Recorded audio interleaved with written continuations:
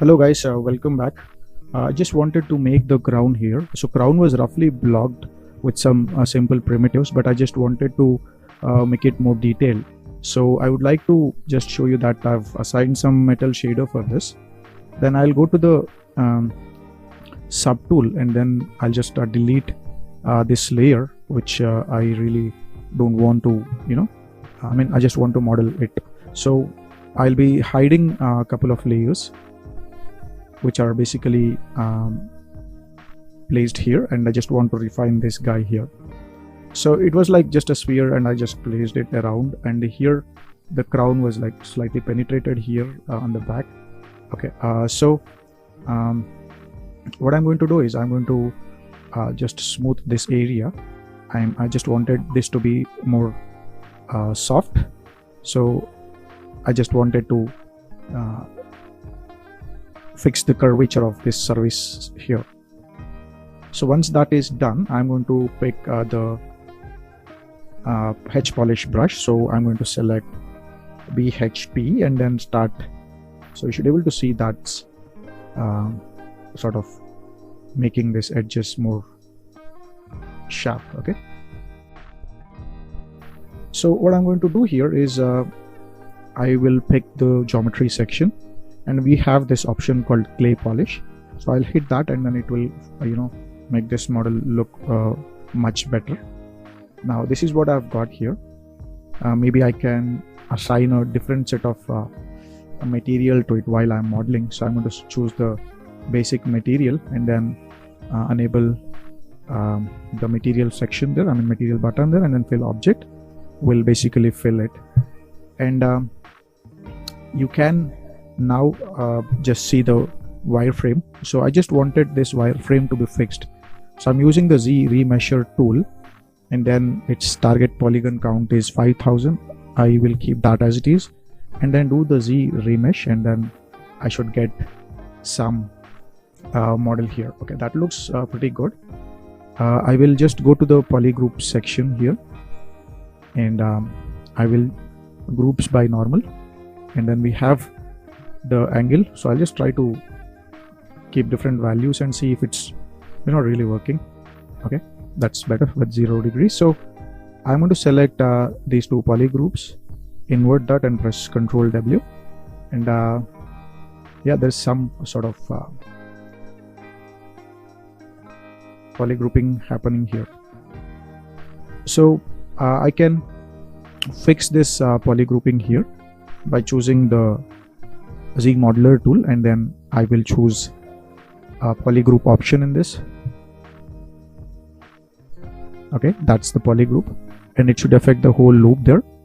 So I'm going to select this and then I will click that like that.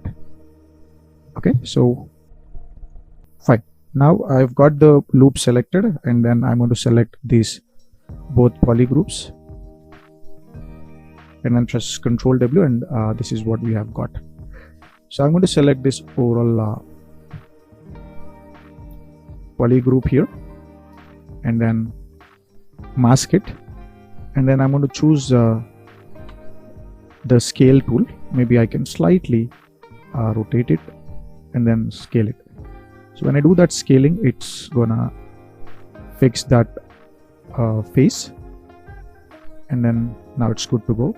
So that's a good fix at this point of time, and I'll just hit solo, and I will mask this all faces, and I press Ctrl W to polygroup those faces. So here and there are a couple of loops which are left behind. So you know the trick how I'm going to fix this. So I choose the Z modeler and then loop those loops. Okay, so I'm going to select these faces. Okay, here we got a loop patch. I hit auto groups, and then now let me select the polygroup, and then this all one, press Ctrl W. So it's now neatly polygrouped here. Okay, so I can delete the faces which are there here just by getting into the geometry, and then in modify topology I can choose delete hidden, and then that's gone.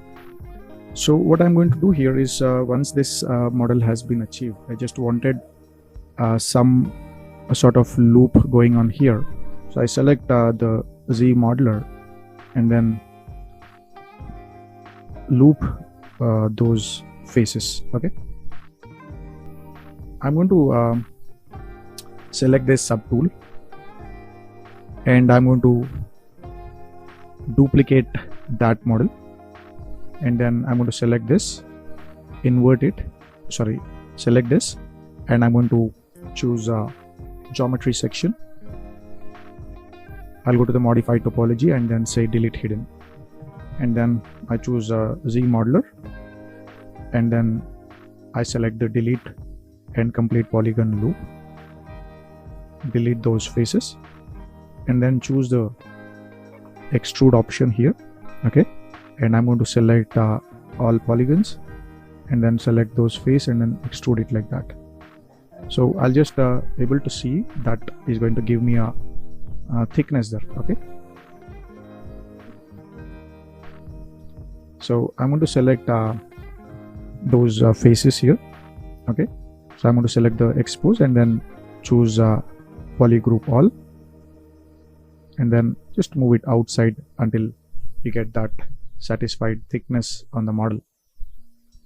Okay, so I just select the Z modeler and then select the extrude and then choose poly loop, and I will poly loop and polygroup, so it should not go beyond that. So I'll just extrude that here, and then so I need to select those two faces and polygroup and then apply extrude. And when I'm extruding it, I need to put polygroup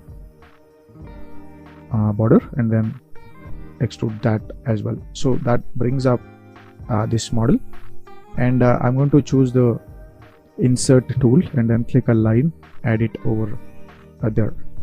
Okay, now if I press Control D, and then you get this model here. So roughly I've got this detail here. So I just wanted to put some decorative elements in that. So to add some details in the middle, so what I'm going to do is I will first bring our polymesh 3D here, and then your model is on the other side. You can always come here, and I'm going to select this polymesh 3D and then choose the cube there, and choose the Z modeler, and I'm going to delete the edge loop complete, and this is a simple cube. So I'm going to scale this something like that, and then I'm going to select the face and then choose the bevel option. That is going to bring up something like that, and I will select the transpose tool and then just move it inside like that. So once that is done here, I will I choose the Z modeler and then choose the extrude single poly and then just move it inside like that. Once that is done, okay, I'm going to choose the bevel again, and then I'm going to select the extrude and then move it out. Then I will select the edge and then choose the bevel like that. Once that is achieved here, and then I will be choosing the insert tool, multiple edge loops 1, just click, and that adds up that line. I'll choose the transpose tool, complete edge loop, and then scale it up.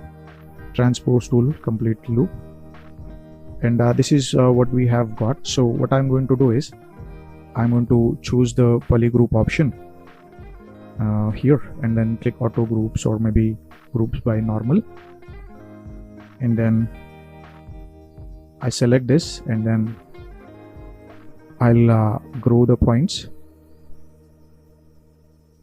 and then press Ctrl W and then this one Ctrl W. So what I need here is I need to add loop. So I'm going to add a, in the edge I'll add a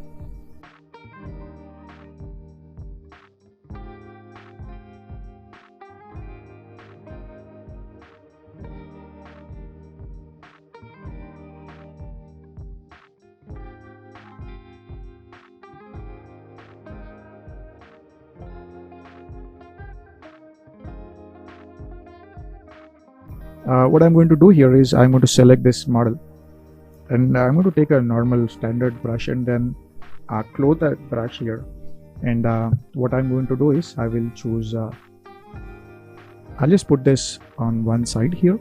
So go to the brush and create a insert mesh is what I'm going to do. So click that button. So the current brush is not an S brush.